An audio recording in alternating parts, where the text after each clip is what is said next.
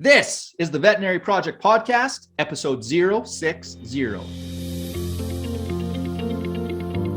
Welcome to the show created by vets featuring absolutely no pets. This is the Veterinary Project Podcast, hosted by Dr. Michael Bugg and Dr. Jonathan Light.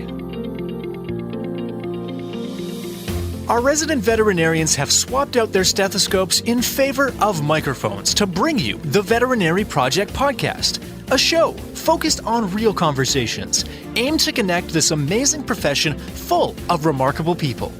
Through the sharing of collective stories and wisdom, and connecting over the many unique challenges we face, we invite you to join our community of veterinary professionals leading intentional lives. And now, here are the hosts of the Veterinary Project Podcast, Dr. Michael Bugg and Dr. Jonathan Light. Hey everyone, welcome back to another episode of the Veterinary Project Podcast. Just finished up another fun conversation. Minimal F-bombs, which was a little bit shocking. We thought we were going to have to screen this one, but it worked out. And why is that, for those that don't know what we just chatted about? Well, we had one of my favorite people. She's a classmate, Dr. Jordan Woodsworth. So obviously we met in vet school, have formed a great relationship. And sometimes when we're chatting, we turn into a little bit of sailor potty mouth. So we were laughing about it in pre-recording, but everything turned out well for the episode. That is correct. Yes, she was, as she said, she can be professional, and she totally was. What did you think? Like this is a really interesting episode. This is an area on multiple facets of the conversation, which we've never delved into on our podcast. Well, yeah, I mean, and we said, like, when we started this, it took us a little while to kind of get around to some of these issues, but I mean, Jordan is an expert in her field. When we get into her bio, I mean, she at the WCVM, she's on the committee on Indigenous engagement. And we knew we wanted to have these discussions where you and I are not experts at all. Hence the whole point of this podcast, bring on people that know what they're talking about and let them talk.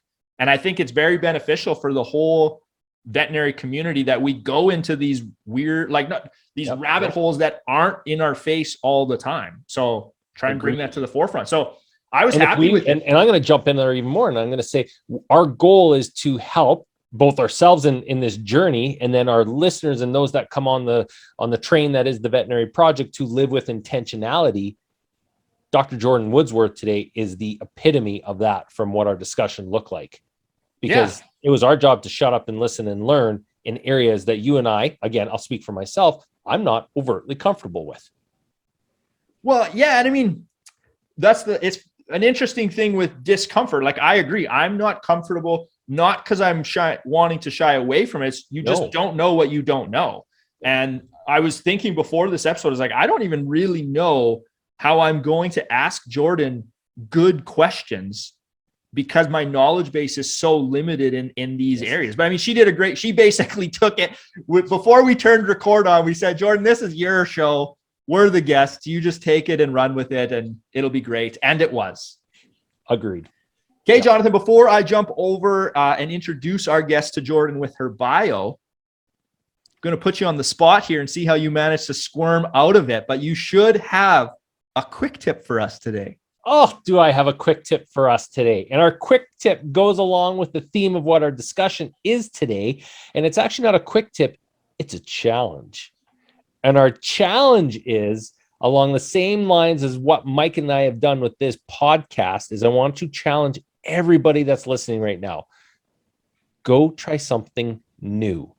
I don't care whether it's taking a different direction home, eating food, or perhaps reading an article from an opposite point of view. Your challenge before 2 days after you listen to this podcast, whenever it is to do something different and actually consciously think about it. And so I'm challenging Mike, I'm challenging myself and everybody there. Go do it. See what neuroplasticity can look like. That first time's the hardest. Let's move from there. And there's a lot of that conversation that we should be having today.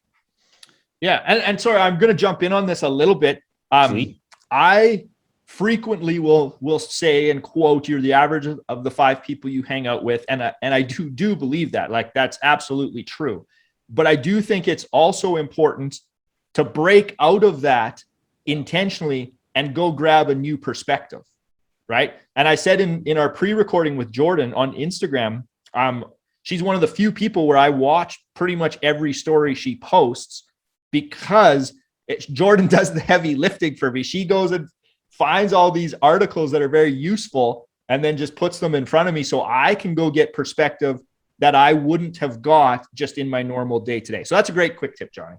Everyone should do that. You just took it the next step, which means you actually came up with it, which means I got out of it still. Perfect. Okay. The streak is alive and well. Okay. Today's guest, Dr. Jordan Woodsworth. Jordan is a general veterinary practitioner and a PhD candidate and part of the Wellness and Preventive Medicine team at the Western College of Veterinary Medicine's Veterinary Medical Center. She's a 2008 graduate of the WCVM and joined the staff of the VMC in 2012 to start the Wellness and Service Learning program. Jordan's diverse professional interests include community engagement and social accountability in the veterinary profession, clinical communications, interprofessional work in the area of animal welfare, and elevating the quality and perception of well care for cats and dogs.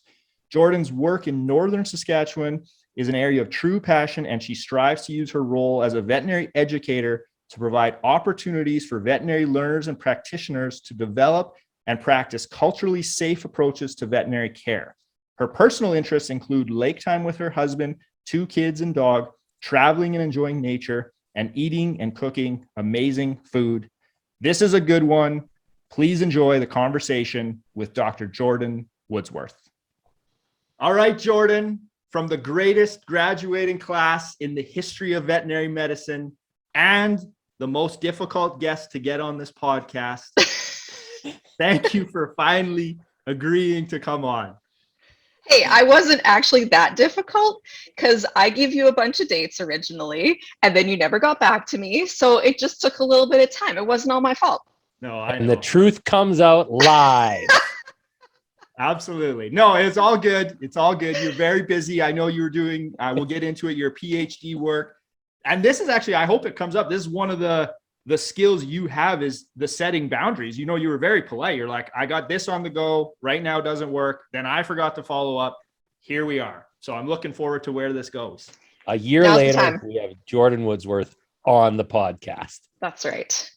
Okay, Jordan, we have tons to discuss. I'm pushing us just straight into the deep end, and we're going to see where we pop up. One of the things for our listeners, Jordan and I are classmates, and we also worked together early in our career. So we graduated in 2008, 2010, early 2010. We were both associate veterinarians at the same practice. The thing that absolutely stood out, I already knew this about you, but insanely tremendous amounts of confidence. Where does this come from?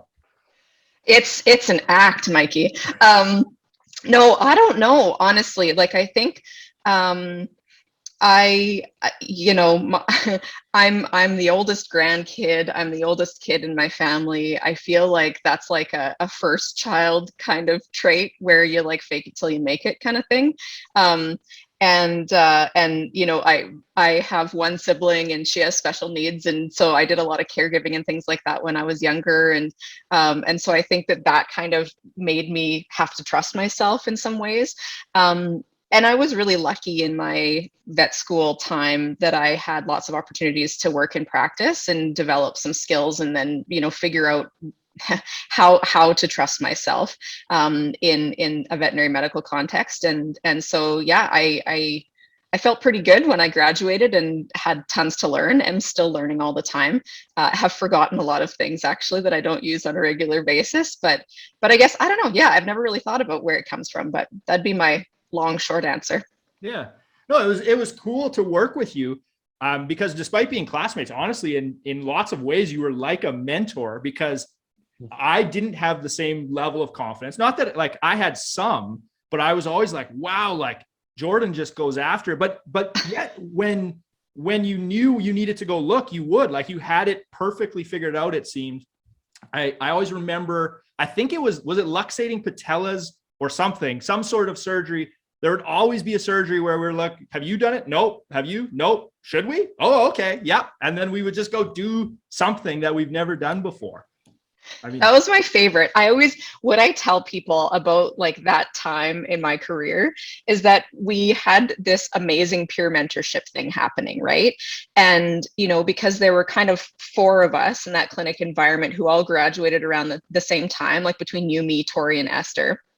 And that, so we all had similar learning background and different strengths and skills and things like that. And so it was really fun to be able to learn together and learn from each other. And for me, that was such a valuable, like hugely valuable way to start my career, because I think it helped me to be more confident, to have people who had a similar knowledge base than I did, in the same working environment. Because it was like we were always bouncing stuff off of each other and yeah, doing stuff together that maybe was like beyond our skill set at that point in time. But I think that was kind of how we learned, and we never did anything wrong. Like it was, we made it a point to get some CE and then teach each other how to do those things. Like, remember we made that plan where I went and learned luxating patellas and FHOs, and then you went and learned cruciates, or however we did that.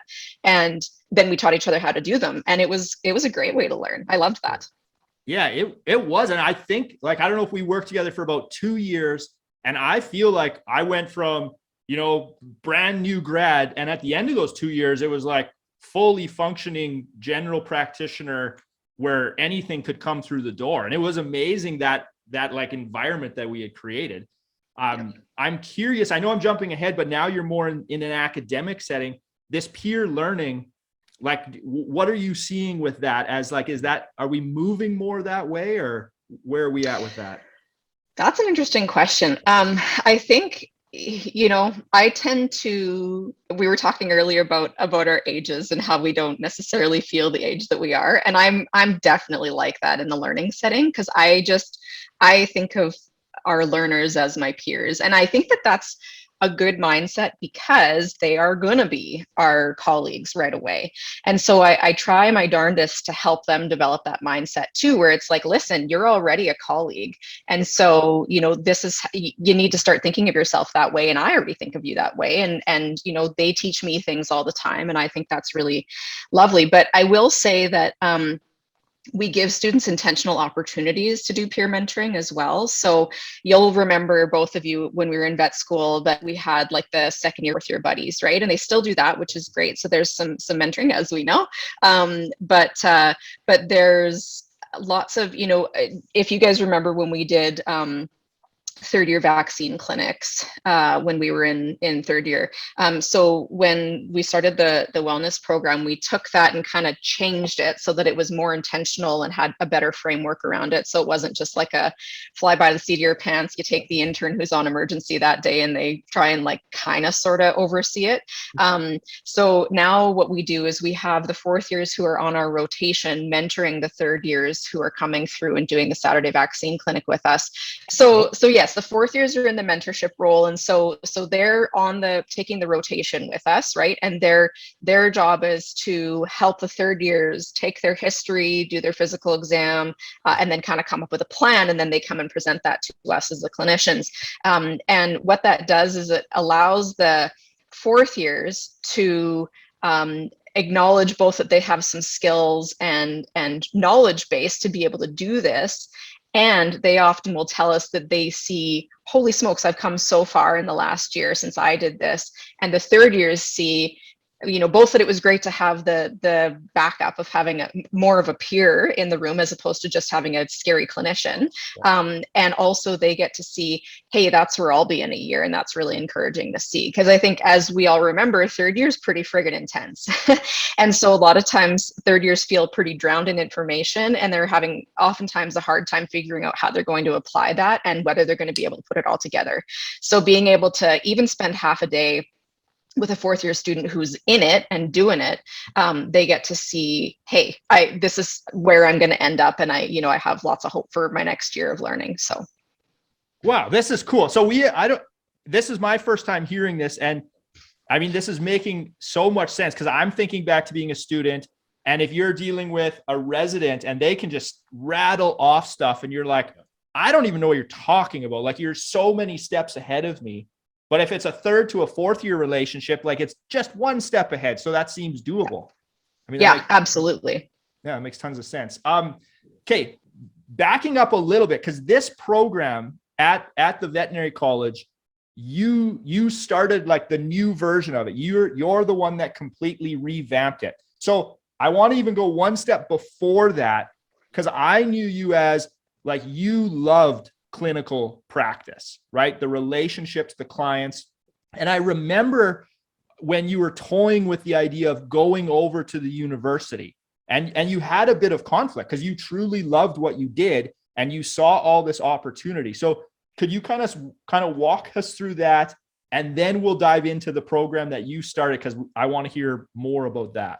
Yeah, so like you and I were kind of both in a little bit of a state of like, what do we do now, when we were, after those couple of years of working together, and we had talked about buying a practice and all those sorts of things, and then that didn't happen, and you moved on to another clinic, and so, yeah, I was kind of like, well, what the heck do I do? And what I know was happening for myself, for my thinking process there, was that like you say, I had a lot of fun being a clinical veterinarian. I really, really liked my job, and I liked the relationships, and I liked helping families and animals and all of those things. But I felt like I had lots of knowledge and skills and abilities that I wanted to have a broader reach, because I felt like I could help an individual animal, I could help an individual family, but I felt like that was kind of where it stopped. And so I started to kind of realize that, a teaching learning environment might be a good place for that, right? Because you automatically have a broader reach when you, sorry about the husband in the background, automatically have a broader reach. Well, when Steve has always been the kind of guy that just wants the spotlight. So yeah, Mike says you want the spotlight. Total sense. Okay. There's going to be a little bit of action because there's a plumber coming. I'm sorry, you guys. This is life in the veterinary world. Yeah, it's just silly. We have a boiler in this house, and the pump is gone. Anyways, okay, back to what I was saying. So there had been a couple of different positions at the college previously that had been mentioned to me, and I had no desire at that point in time to go back to the college because I was really liking what I was doing. And again, had such a fun work environment, and there was so much learning going on. And then, I kind of got to the point where it felt like my time at that practice was done. And so I needed to figure out what I was going to do next. And so then this opportunity came up to apply position, and it was a brand new position that was being created for someone to come in and create the Wellness and Preventive Medicine program, which was something brand new for fourth year students. And then also what we were calling, and we kind of still call, the service learning program, with the idea of providing experiential learning opportunities for students that would actually support communities to have more access to veterinary care than they did at the time. So that actually, it was that piece. It was a service learning piece that really was exciting for me. And I like creating stuff, and it allowed me to have some creative expression, which was really cool, and to have some ownership and agency over what I was going to do. So that was what kind of pushed me over the edge of making me feel like I was ready to apply for that.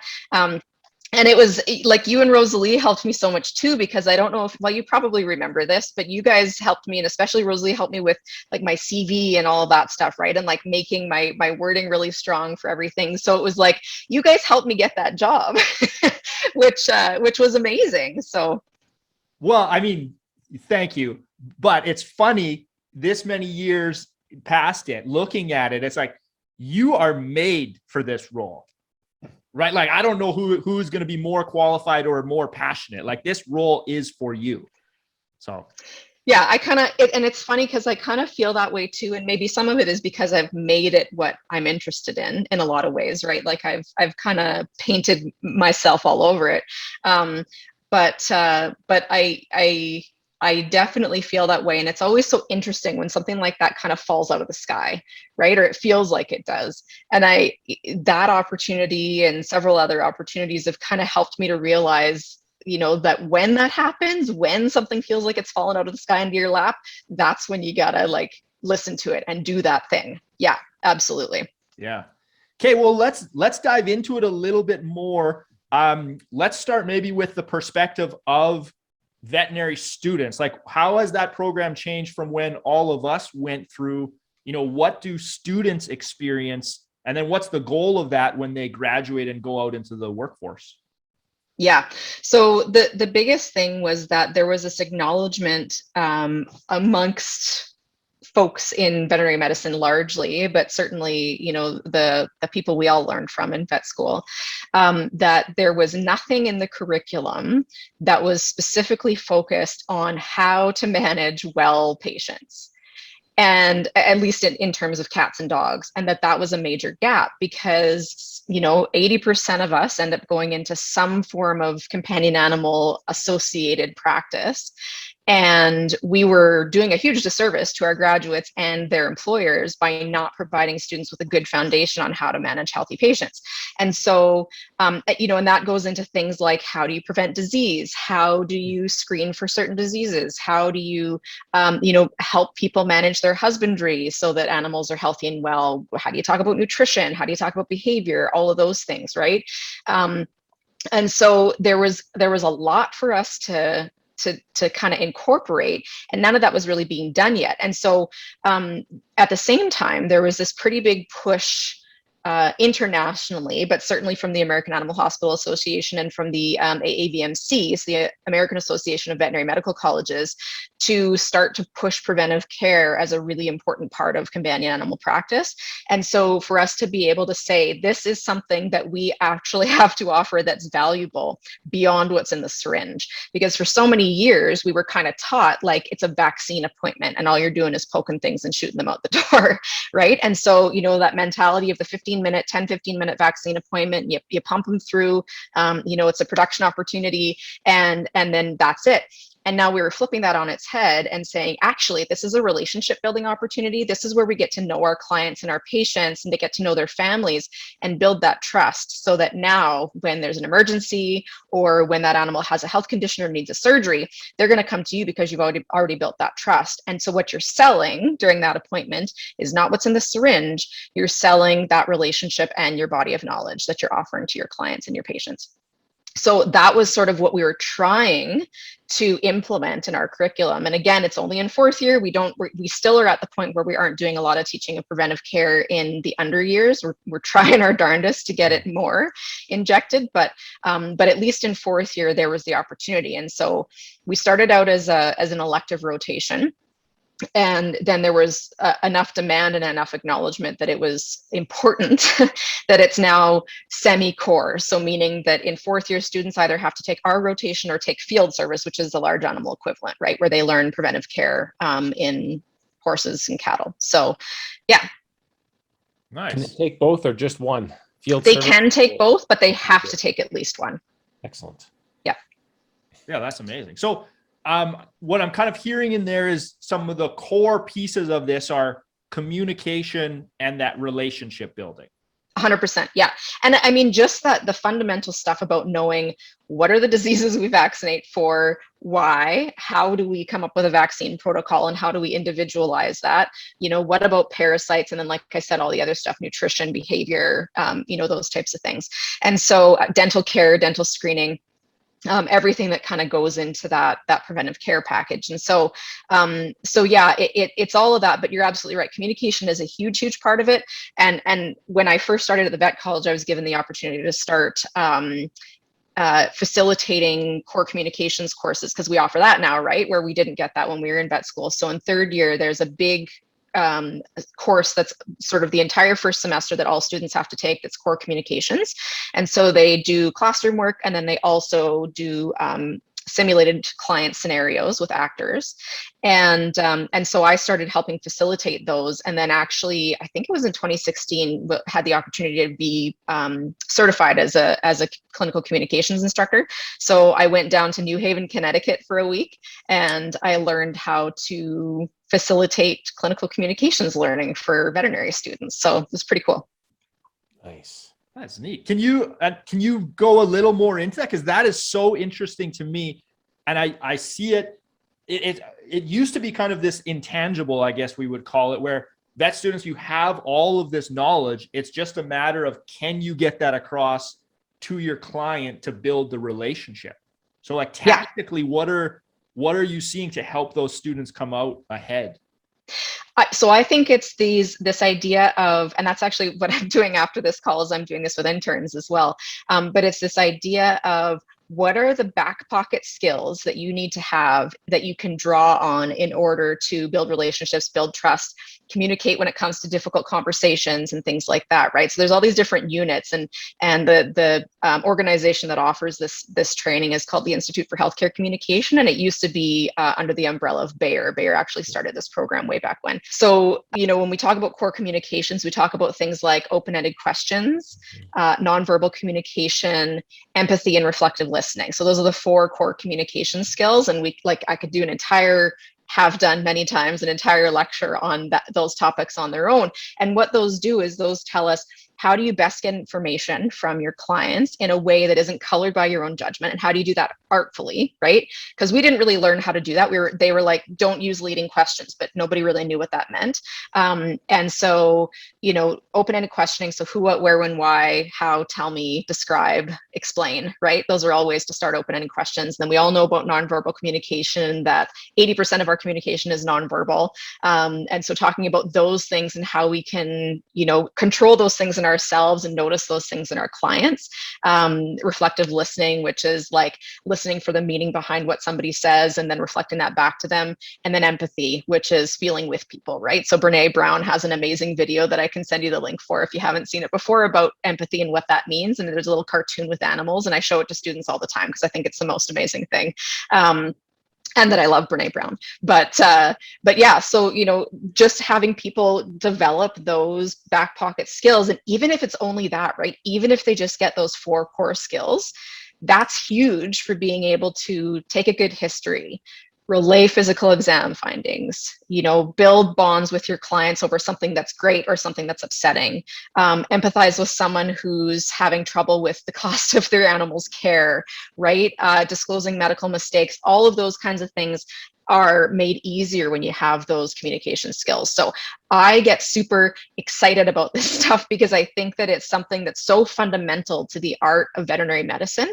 And I always tell students, for years, and it still happens, we've talked about these things as soft skills, and I absolutely hate that terminology because it sort of makes this comparison between like the stuff that we do that makes us veterinarians and this other stuff that doesn't really matter so much, right? And I think it's the exact opposite. And these things are transferable. So I encourage students to talk about this as transferable skills instead, something that you can use everywhere in life, with my kids, with my husband, with my friends, all of that stuff. So. Jordan, you beat me to it. I knew that you hated the term soft skills, so I was going to poke you with that a little bit and tease this out of you, but you went straight to it. But I totally agree. It's forever when they were soft skills, it just does it no service at all, because these are required. You need them in your back pocket to be a successful veterinarian. Yeah, absolutely. And if you don't have that, though, that's when you're going to run into trouble, because it's going to be more difficult to build relationships with your clients, but also with your coworkers. You're going to have a lot of trouble with conflict resolution. You're going to have difficulty relaying results, especially when it's difficult news, all of those sorts of things. So I think, yeah, it's fundamental. Absolutely. Yeah. And I like the piece how you said you bring in actors now, because you don't always get warning of when you need to reach in your back pocket, right? If you see on your schedule, vomiting dog is coming in, you can prepare for that, start making your list.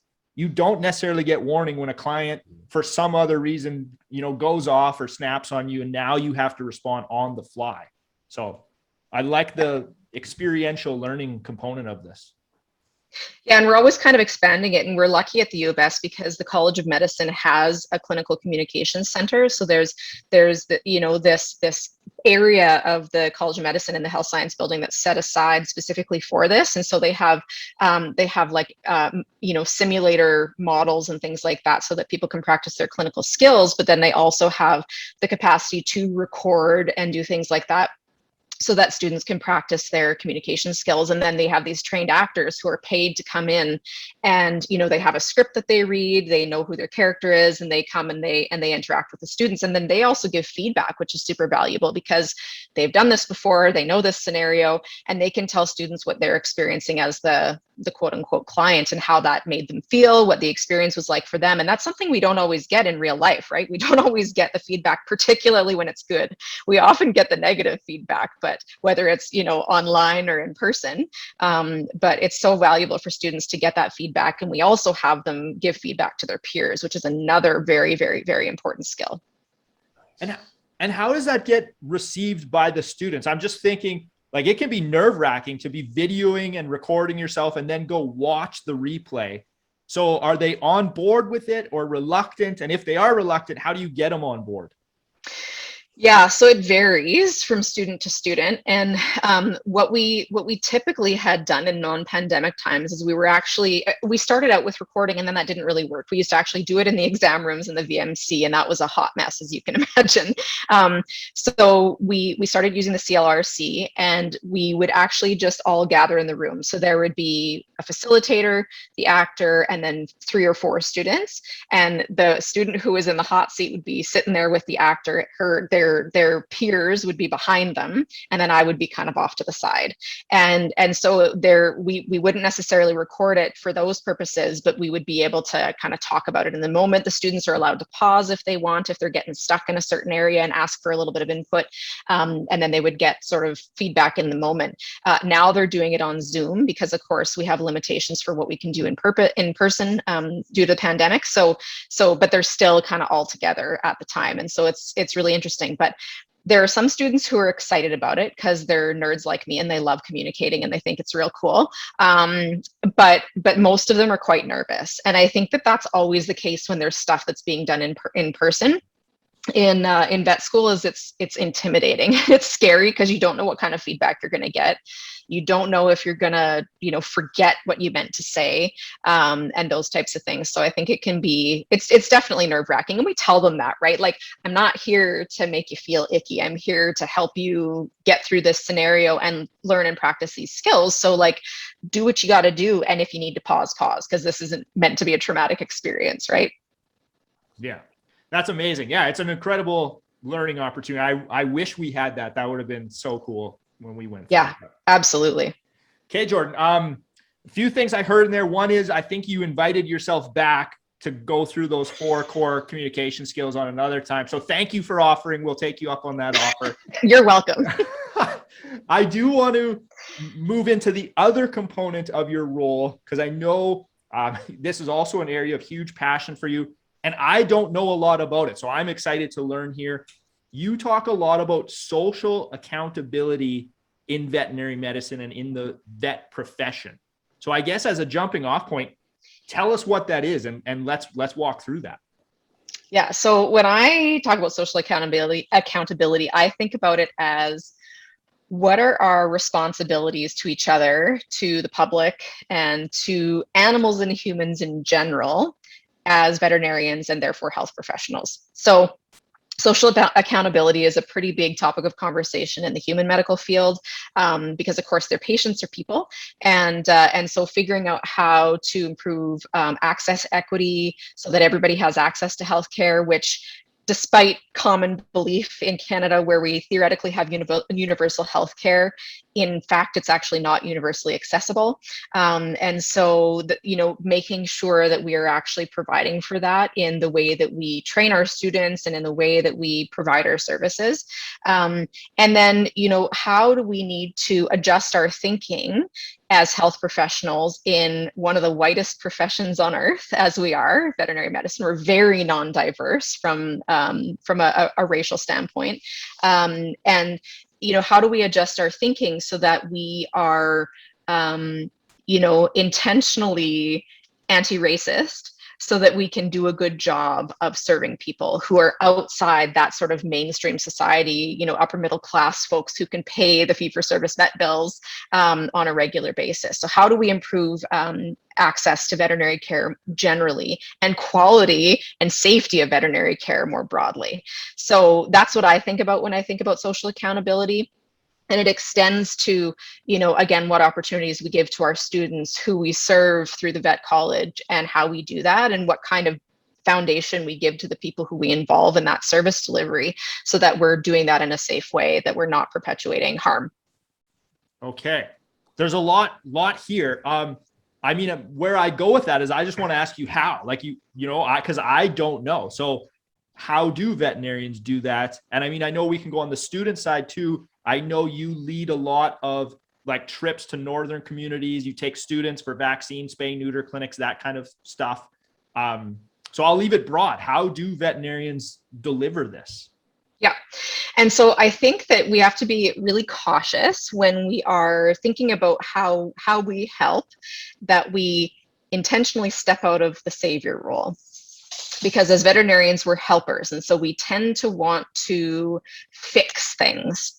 So we see a problem, we want to diagnose it, figure out what the root cause is, and fix it. And so that's great. But we have to be careful that we're not doing that in a way that's actually making things worse. Because for anybody who knows anything sort of, even small, and we're recording this the day after the first National Day of Truth and Reconciliation, right? Anybody who knows anything even small about how Canada has approached colonialism, and how we've approached, trying to be the caregiver and fixer for Indigenous people in Canada, that's mostly been done badly, right? We've largely done bad things, and things that have caused harm and intergenerational harm. And the effects of those things have extended not only to people, but also to the animals that live alongside those people. And so when I think about, the mindset that we have to have, part of that is, how are we continuing to perpetuate and benefit from these colonial practices and this sort of way of thinking, and how can we challenge that in ourselves, so that when we're going to help, we're not just doing the same stuff over again, right? We're not saying, you aren't doing a good job of that, so we're going to take that opportunity away from you and do it ourselves. So for example, things like removing animals from communities without communities' permission, that's an example of how white saviorism can sometimes show up. And so for me, I always come back to relationships. So relationships are such a hugely important part of this. And when I'm taking students with me on these trips up north, I really lay that foundation for them. So, we've developed these relationships over more than a decade. We sustain these relationships all year long. I'm friends with many of the people who have given me, like, opened the door for me in the community. And we continue to work together on little things year round. And so, that's the foundation, and sort of humanizing our role, right? So we're not in there to come and save the day. We're there to say, hey, we're here. This is the service that we can provide. What is it that you need? And then doing that in a way that is actually in true spirit of partnership, as opposed to me being the fixer. So I would say that I am learning all the time how to do that better, because it's a natural state of being for us to both as veterinarians, but also just as white folks, to think that we have the best way to do things kind of under wraps, and we know what's what. And so I'm learning all the time to sort of challenge that way of thinking in myself and those automatic reactions. And so yeah, those are the things that I try to do. So I try to provide students with opportunities to learn and sort of examine their own biases, and figure out how those might show up in how they do business as a veterinarian in this context, and then to give them opportunities to learn different ways. Okay, interesting. So I'm trying to follow along with it. So let's pretend we're doing one of these vaccine clinics or spay neuter clinics. Does much change, like, in terms of the veterinary practice itself, right? Like, because I'm hearing you engage a lot with we'll call it the client in this situation. Does that change, like, the practice of it, or I'm a bit confused on where we go there? Yeah, that's a super good question. And I think it doesn't exactly. It just makes us more aware. And so it's kind of, to me, very similar to what we were talking about with communication, being more self-aware around how you're approaching what you're doing is the important part. And the background for my students is that we spend a lot of time before we go on these trips having them learn some stuff about themselves and some stuff about Canada's history, because we are largely still in a time when our adult learners who come to vet school know very, very little about true Canadian history, right? So what's actually happened between Indigenous and non-Indigenous people in this country. And so we provide them with a couple of learning opportunities. So one of them is we have done what's called the Kairos blanket exercise. And so it's an experiential exercise where there are facilitators who have a script, and this script is sort of made out to walk you through Indigenous, non-Indigenous relations in Canada from contact to now. And so all the things that have happened there, and you take on the role as a participant, you take on the role of Indigenous people, First Peoples in Canada. And so you go through, what happened with intentional spreading of smallpox, for example, children being removed from their home communities and taken to residential schools, or being involved in the 60s scoop, and, people losing their land, having their land taken away from them, people being put onto reserves and having the size of those reserves shrink and shrink and shrink, and all of those things. And so it's a really compelling and super engaged way for people to learn about this history. And it's usually really impactful. So we find that a lot of students are like, how did I not know this, right? And it gives them a better opportunity to be able to say, okay, well, if all these folks, and not all of our clients up there are Indigenous, but many are, if these people and their families have gone through this stuff, like that kind of changes my view, right? And so that's a really important first step for me to make students challenge their own internalized racism, because we all have it, right? And so, doing that, and then we set aside time to also meet with our elder. A friend of mine in Laurent is an elder, and he's amazing. And so he'll come and do some teachings with our students, primarily about dogs, and talk about dogs and the role of dogs in woodland Cree culture. And we'll do some sharing about students' experiences and things like that. And he's pretty amazing. And so our students get to know him, and then he comes and shares a meal with us. So we get to spend some time with him, just chatting and developing relationships.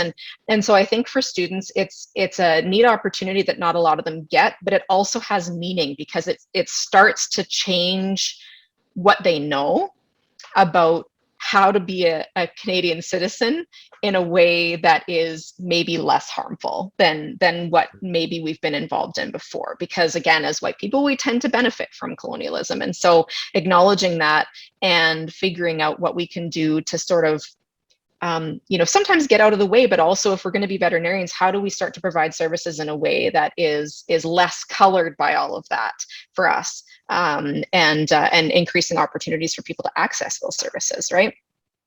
Yeah, this is interesting. And correct me here if I'm wrong. This is where my head was going on this, is I'm hearing what you're saying, and I'm thinking this is going to benefit veterinarians, whether you're like back in practice, Indigenous or non-Indigenous, with sort of shelving that judgment piece, right? When the client comes in with whatever it is behind the scenes, and then maybe they take that out on you, or whatever happens in the exam room, sometimes we have judgment about that and we don't know the story.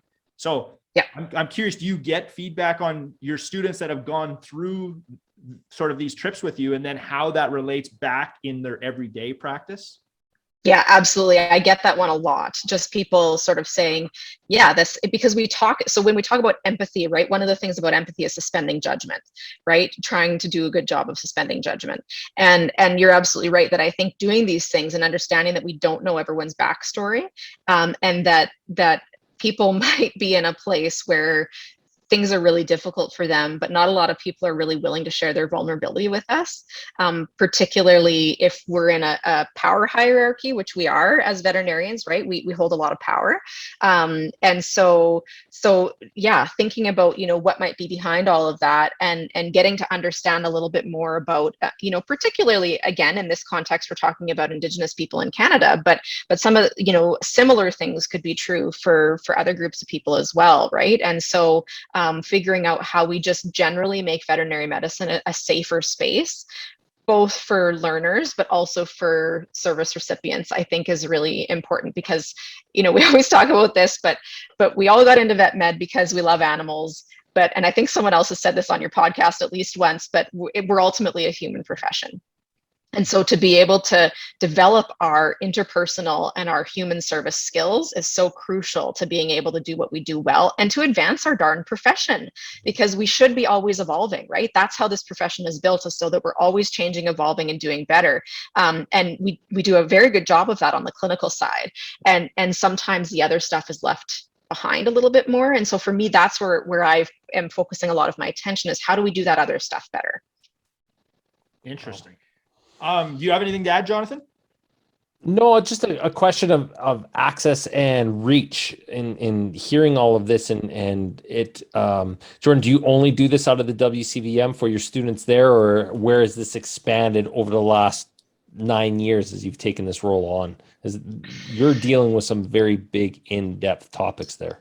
Yeah, for sure. And so, it's tricky, right? So as far as service delivery goes, at this point in time, we've still got limited capacity for how we actually do this, because I'm the one who runs it. And I have lots of help, don't get me wrong. But it's my job assignment. And so as far as organizing and being in charge of and running, it's kind of my baby.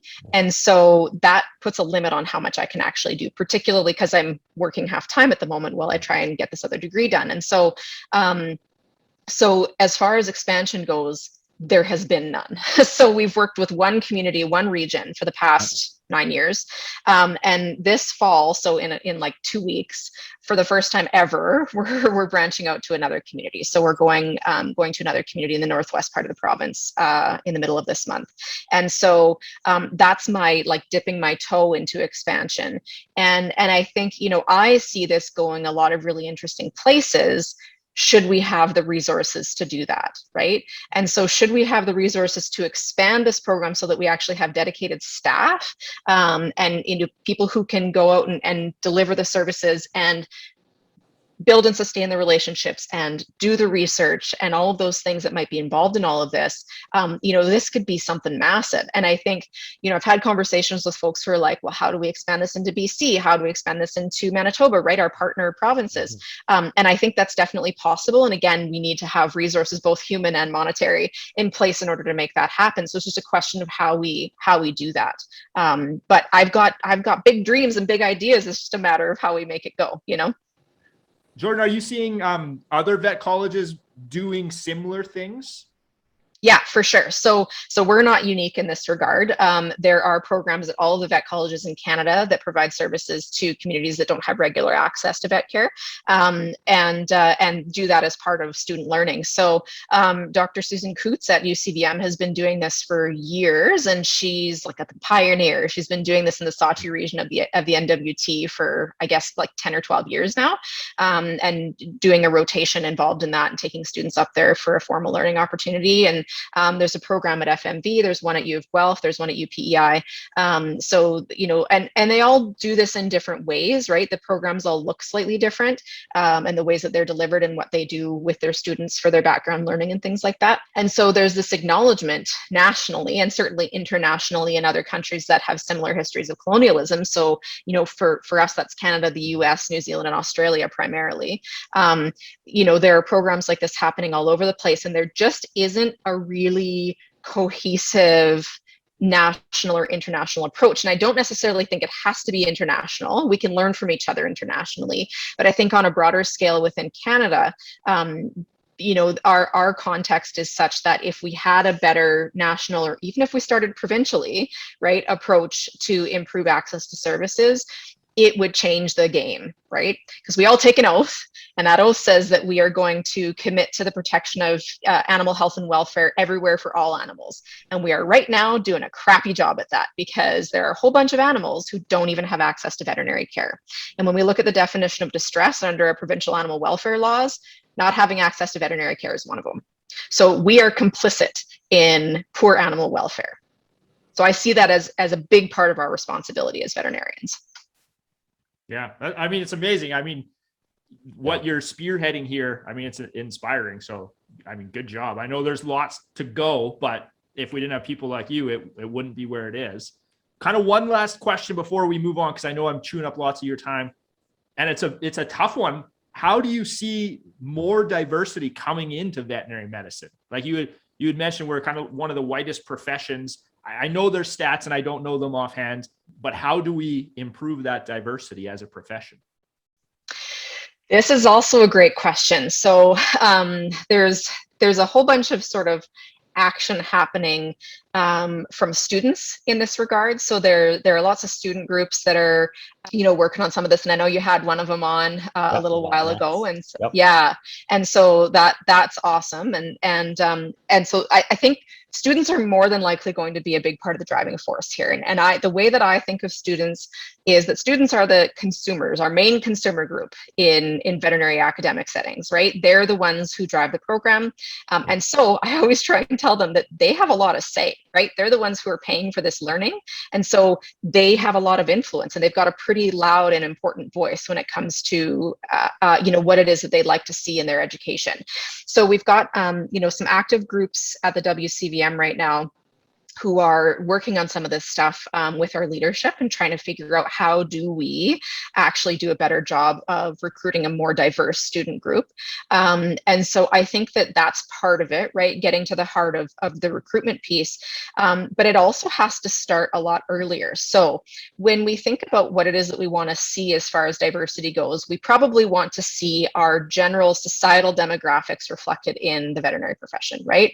And at this point in time, we're not nearly there, particularly when it comes to Indigenous populations. And because in the prairie provinces, we have the highest number of Indigenous people per capita of the rest, anywhere in the country, right? With the exception of the territories.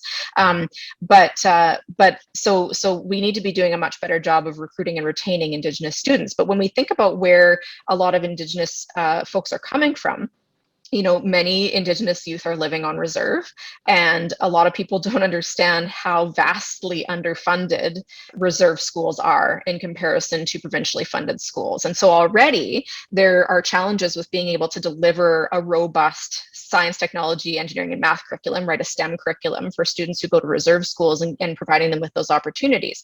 Similarly, when we're talking about how do we get people interested in a certain profession, it's usually because they've seen it in action, right? And they can see themselves in that profession. So if you see yourself exemplified in that profession, you can see that as an attainable goal. But much of the time, if you're living in a community where there is no veterinary service, how would you even think of veterinary medicine as a career opportunity? Right? And so we need to do a better job of getting veterinary or animal healthcare just in general, right? Whether it's by veterinarians or by others, and that's another big conversation, into communities that currently don't have access, so that people can see this, right? Like see the importance of this, see, the value of animals reflected in the care we provide for them, and the value of the caregivers, right? The value of the people who provide that care for the community largely, because when we talk about animal health care, it's not just for animals, right? That's a community health issue. So if animals are healthy, the community's healthier too. And so, those to me are sort of some of the background pieces that we have to have in place. And so being visible, being attainable, and having people see themselves in our profession. So it's a little bit of what's the chicken and what's the egg. But those are some of the things I think that we have to work on.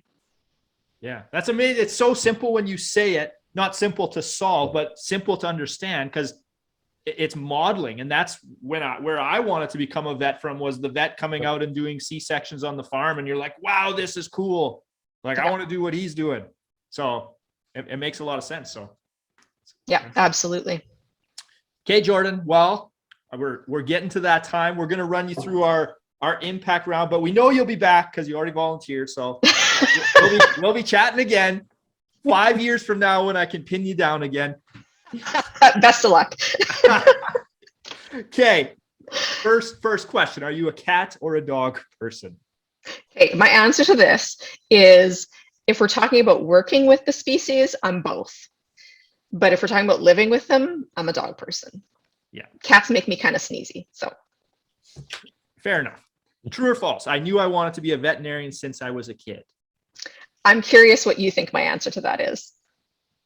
Shit. I probably should know it. I'm going to go false, but I'm not 100% on that. Yeah, definitely false. Yeah.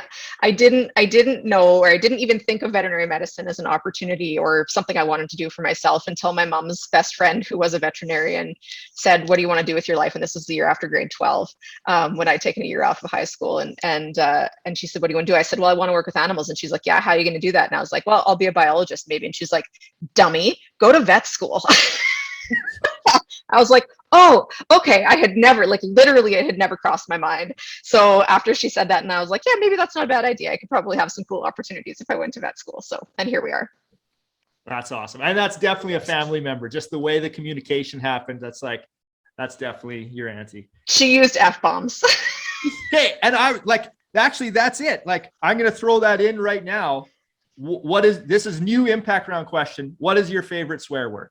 Definitely fuck. I can't. She hasn't used it the whole episode. I know she wants this published somewhere because it has not come up. It's because I know how to be professional, you guys. I couldn't believe it. Like, I already had called our producer and I said, "Get ready with the beep button. Like, this whole episode is just going to be beeped out all over the place." I'm a good kid. What can I say? Yeah, You did well. you did very well. How would your friends describe what you do for a living?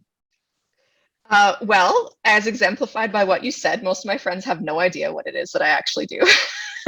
A lot of my friends don't even know that I'm still a practicing veterinarian. So they're like, "Well, I can't come see you anymore." And I was like, "Well, you could." Not if you have a sick animal. I don't see sick ones anymore. But if you have a healthy one, yeah, please do bring it to me. But I think, they know that I teach. I think they maybe think that I sit in a classroom all the time. And they know that I go up north and do stuff. That's kind of what they know. That's it. That is true. Because, yeah, we chat reasonably often. And I'm still sometimes like, "Well, what are you up to now?" But Sometimes. okay. What is your favorite hobby? Okay, so today I'm going to say gardening. So for the first time ever in my life, as like a legitimate adult, I was going to say a legitimate human. Of course, I'm a human, but an adult. I had a successful vegetable garden this year, and it was so fun. And I made so many delicious things. So gardening, and then like the eating of things that I get to do with the beautiful garden. Those are two of my favorite hobbies right now. Nice. Yeah, you are a foodie. I like that. What in this world are you most grateful for? So yeah, this is a difficult one because I think I have a lot to be grateful for, but I'm gonna say that in the context of this conversation, it's the ability to think critically, and then use my voice as an aspiring ally, both to my fellow humans and then as an advocate for animals and my patients in general. And this has kind of been a theme of our conversation, but also the relationships that I've been fortunate to develop, both like just lifelong, but also for sure in my career, because it's always so interesting to me how those can lead you to different things, right? How little opportunities, or big ones as the case may be, can end up in your path through the relationships that you have. Yeah, that's amazing. Well, thanks, Jordan. I mean, I'm happy to have our relationship all the way back from vet school. And I mean, we remain friends all the way through. I know, little heart for anyone watching on YouTube. No, it's been great. I mean, you're one of the classmates that I stay in touch with the most since we graduated. So thank you for that. And thank you for joining us here today. Anything to add in, Jonathan? Just that you, by coming onto the podcast, have both made this podcast better and have just opened up the additional research that we need to do, and really happy with that. So really excited to have you on here, Jordan. And I have way more questions than answers now. It was really fun. Thanks, guys. Yeah, I knew I said that even in our pre-recording. I was like, I'm going to have a difficult time asking you questions. Yep. Because we're venturing into an area that I don't even know enough about to ask proper questions on. But yep. I mean, that's how you learn, is you got to dive into it. So thank you for sharing that with us. If anyone wants to follow along with you or reach out, where can they reach you? So probably the best place to get me is my USask email. So it's just jordan.woodsworth@usask.ca. And if anybody wants to have conversations, please shoot me a line. Excellent. We'll get that in the show notes for everyone. All right, Jordan, as always, the last word goes to you. What message do you want to leave for the veterinary community? So I think, I said part of it before, but I really believe don't be afraid to change the direction of your career, right? So when these opportunities feel like they're falling out of the sky into your lap, don't ignore them. Take them and, jump on them and see where life might take you, because it'll usually be fairly surprising and different from what you might have seen for yourself. But that's usually where I think the real treasures kind of lie, are in those opportunities. Thank you for listening to the Veterinary Project Podcast. As a recap, on behalf of our hosts, the Veterinary Project Podcast will be releasing new episodes weekly, so be sure to tune in as we bring you more conversations aimed at helping you enjoy a life well lived. If you enjoyed what you heard on the show and you want to stay in the know, please like, love, and or subscribe to the podcast on the listening platform of your choosing, as we're available on all the usual suspects. If you know of others that may benefit from these conversations, we'd love it if you please share the show with them, as this will help us grow our community to reach more and more veterinary professionals. Speaking of which, if you are a veterinary professional and would like to get connected with more like-minded individuals who are joining us on this journey, please send an email to the veterinaryprojectpodcast@gmail.com, and we'll invite you to be a part of our private Facebook group. General feedback, requests for information, or perhaps requests to be a guest on the show can also be sent to the Veterinary Project Podcast @gmail.com. Dr. Michael Bugg and Dr. Jonathan Light, thank you for listening to the show, and we'll catch you again next week for another episode of the Veterinary Project Podcast. Bye for now.